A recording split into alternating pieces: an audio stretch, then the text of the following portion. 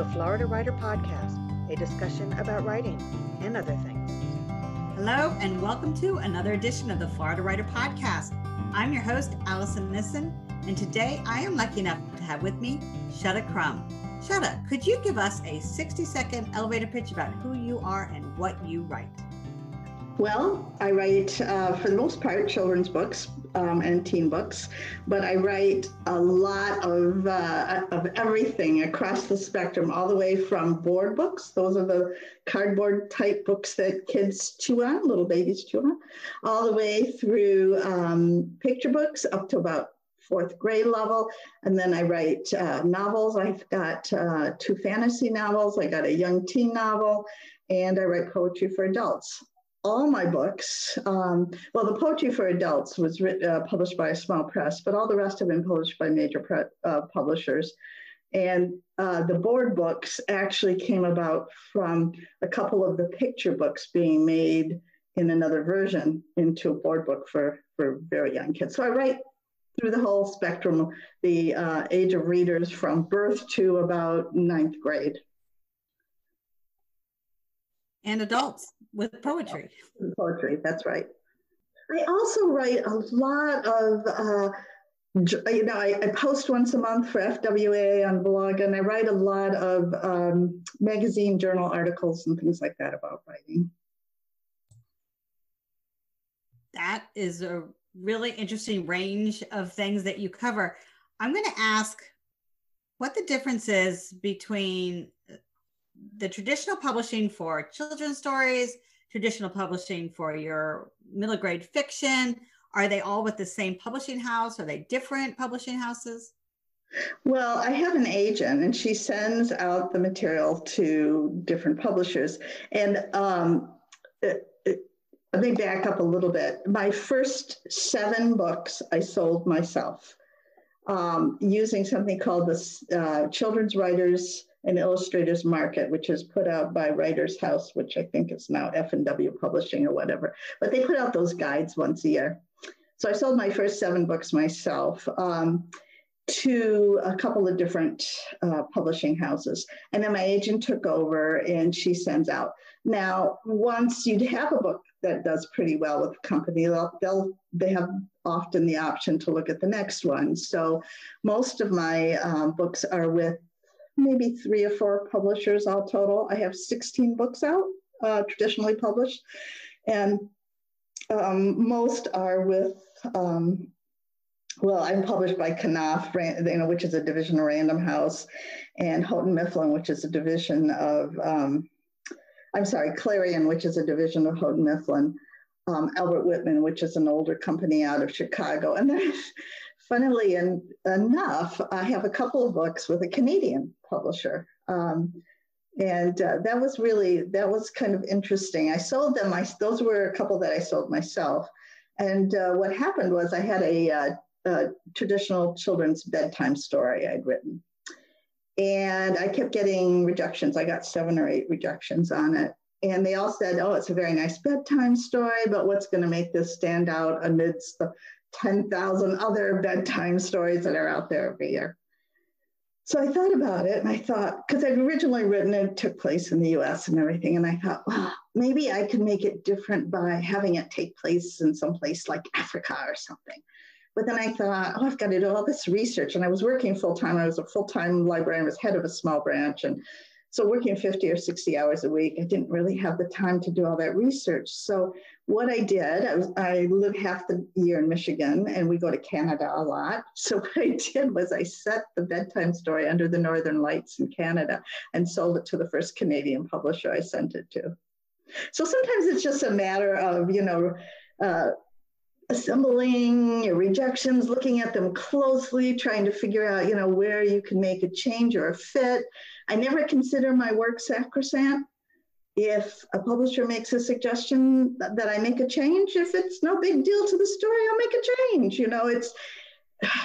There are very few mountains I'd make.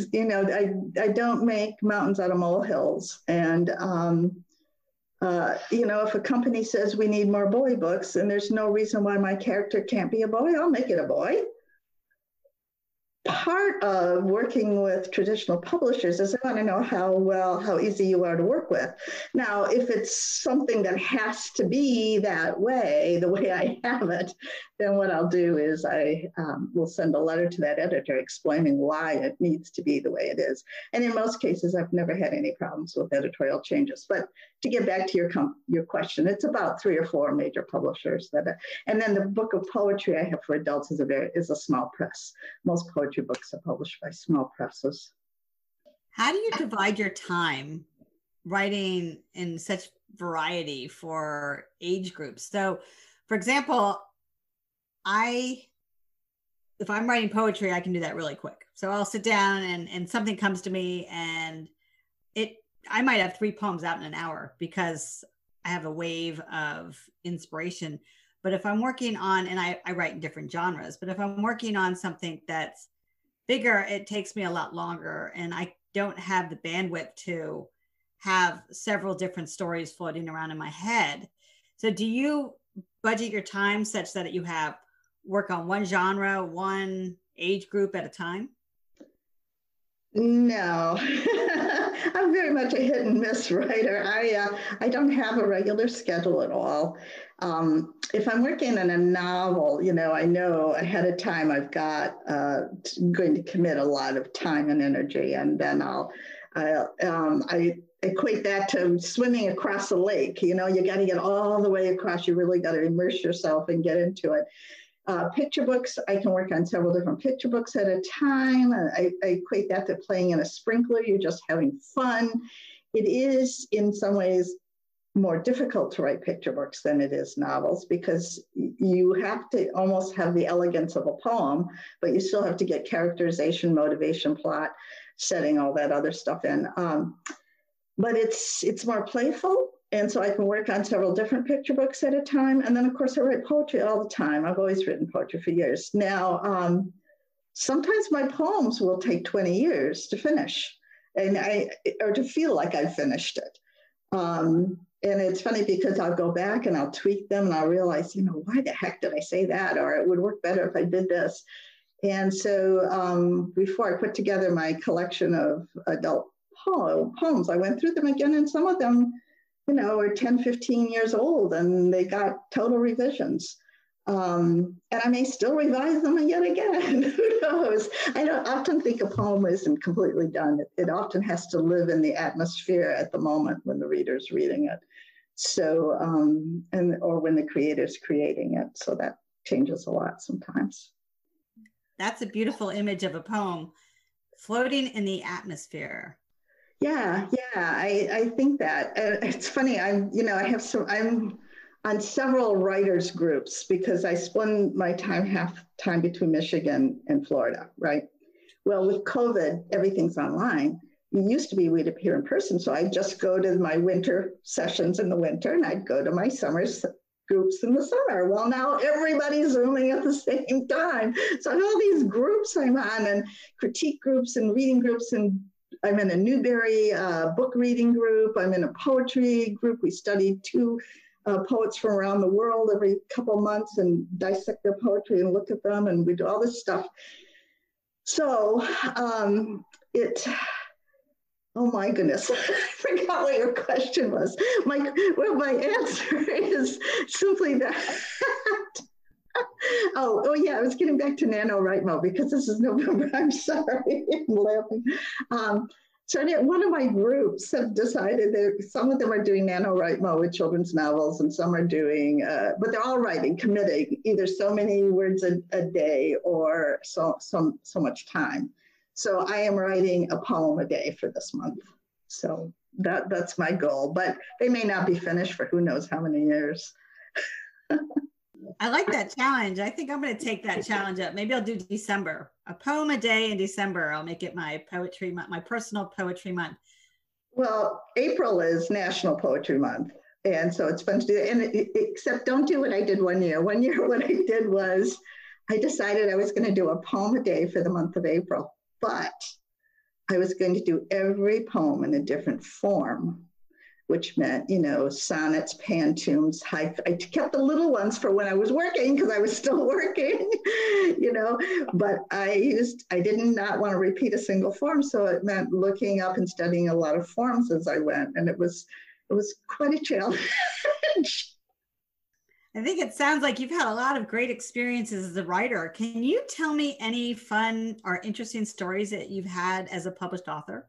Well, I had a couple that I think are very interesting and fun and have been really rewarding. It was funny. I got this phone call one day, and the person on the phone said, "What are you doing on like March 24th?" And it was a publicist from Knopf. And I thought, well, I'm not doing anything. I figured it was a book festival or something somebody wanted me at. And she said, "Well, you're invited to the White House to read." And I went, "What?" So then I thought, okay, this is a prank call. So I gave the telephone to my husband and I said, "Here, listen." Anyway, it turned out it was not a prank call. I was invited to read for the Easter egg roll when the Bushes were in the White House for one of my picture books, which is called Bravest of the Brave, about a little skunk who goes through the woods home and he sees all these scary things that he thinks are like robbers and that's really raccoons and things like that. But it turns out he believes in how brave he is, and all of his friends do as well. So I got invited to read at the White House. We had this wonderful trip. They came in a limo to get us, took us to the airport in a limo, and we had, beautiful rooms in the hotel there by the White House and breakfast in the White House. But it turns out I didn't actually get to read my book because there was lightning and thunder. And these families, they had been lined up. Some of them camped overnight and they had to cancel it at the last minute. I felt very badly about that, but we had this wonderful trip. And the other thing that happened that was really quite amazing and fun was that I got this email one day that said, "Do you see Japan in your future?" That was the subject heading. And I thought, well, not really. But anyway, it turned out it was a woman who coordinated authors for the Department of Defense schools. And we have a lot of military bases in Japan. So I was invited to go to Japan for a whole month. My husband came along as on his own dime, but I was getting paid to work. So I went to Japan for a month and traveled around different schools at American military bases where American children are being educated, and did my school presentations to the children of American military families. So that included Air Force, a lot of Navy. I think there was one Marine, I can't remember now, but it was 12 bases I visited, 12 bases. It was so much fun. But the bizarre thing was that this was in, oh gosh, I can't remember. I think it was 2005 or 2010. I don't remember exactly the year, but it was after 9/11. And so in order to get on the military bases, I had to give them everything. I had to give them, copies of my passport, my driver's license, my birth certificate, my marriage license. And I had to trust that this person was who they said they were to get me these passes to get on the military bases. So what I did was I found out what other authors they'd had in the past, and I called them up and said, is this real? Is this? And it was wonderful, just wonderful. Of course, I had all evenings and weekends free to bum around Japan, and my husband did, and it was great. It was wonderful. And the other thing I learned, this is interesting, I thought, I learned a lot of things, but the kids in the Department of Defense school systems do not fall between the cracks, because those people know where your parents are every minute of the day. And they can get a hold of them at the drop of a dime. And so those kids, and they have access to all of this technology and all of these things in the schools. They really get a very, very good education. And the teachers there were just wonderful. So I've had some good fun being an author. What an amazing experience. Yeah, it was great for my husband too. He loved it. And I got paid to do it. I mean, geez. So what's on your horizon? I'm working on another volume of poetry, but as I said, with poems, sometimes they can take quite a while to feel like I've brought out their best, and each poem kind of has its own little personality. And I think part of it is revealing the personality of that poem. And so, and also I think with a collection, you need some overriding, not necessarily a theme, but a ribbon that kind of ties all of them together in a way that makes sense. So I'm still working on my second volume of poetry. I am also, hopefully, I don't know if I'll manage it, but I'm hoping I will. In the next couple of months, I am hoping to get together a email newsletter that I will send to people who subscribe. And the reason I want to do that is because I've been doing this for over 20 years now, and I've presented at tons of conferences around the US and abroad now, and presentations. And I have all these handouts, I have all this material, and it's just like sitting there. And I do write articles sometimes, about writing, but I feel like I can share it with people now. This is kind of a legacy, and I can share it by doing a newsletter. So I'm doing a newsletter, hopefully, if I can get it together. Wow, Shutta, you are a very busy woman. How can people get in touch with you or sign up for your newsletter? Well, it's just very simple. My website is www.shutta.com. And I'm on Facebook at Shutta Crum, and Twitter at Shutta, but just my first name. So it's very easy to find me online. And I don't have a sign up just yet for the newsletter, but I'm hoping to have that soon. So. Well, that's fantastic information. Are you ready to switch to our rapid fire questions? I don't know. I hope so. I'm kind of afraid of the kind of questions you're going to ask, but fire away. Did you ever buy anything outrageous that you regretted? Oh, probably. Just the first thing that came to mind was my first husband. I shouldn't say that. I mean, happily married more than 40 years to my second husband. So anyway, maybe just buying the first husband's stories. I don't know. If you could have dinner with somebody famous, who would it be? Oh my goodness. Oh my goodness. Who would it be? Oh, that is a hard one. Alive or dead or both? I'll take any answer. Answer. Oh my goodness. I'd love to hear Dorothy Parker's wit in person. Oh, I'd just love to hear that. Mark Twain. Oh my goodness. So many poets and things like Walt Whitman and Ruth Stone, who lived to be in her 90s and died just a couple of years ago, is one of my favorites. But I think Dorothy Parker, and Truman Capote. Oh my gosh, to have the two of those at a table. Oh my gosh. Oh, that would be wonderful. And then I'd love to have dinner with Judy Blume. This would just be, And Ursula Le Guin is no longer with us either, but Ursula Le Guin would be another one. You're sounding like you'd have quite a dinner party. I would. Speaking of dinner, what is your favorite junk food? My favorite junk food, well, right now it's popcorn. It seems to be, I can eat a ton of popcorn in front of the TV. We've been watching the Queen's Gambit, which is just wonderful. So I've been dragging out the popcorn, and I have a huge, big bag of it. So I just nibble a little bit each time, and I don't know. Anyway, popcorn lately. All right. Well, Shutta Crum, thank you so much for stopping by. Oh, I've had such fun. So, I hope this comes out okay. Thank you so much, Allison, and keep up the good work. I've always been blown away. I've been blown away by the work of FWA and the writers here in Florida. I'm only here half the year, and you guys do so much. It's amazing, just amazing. Well, I am partial to loving the Florida Writers Association. So I will say thank you from all of us for that lovely compliment. Oh, well, you're welcome. And I have to say thank you for the gold medals. I got 2 from Royal Palm, and I love it here. Thank you. We're glad to have you. And once again, thanks for stopping by. You all have been listening to another edition of the Florida Writer Podcast. Allison out.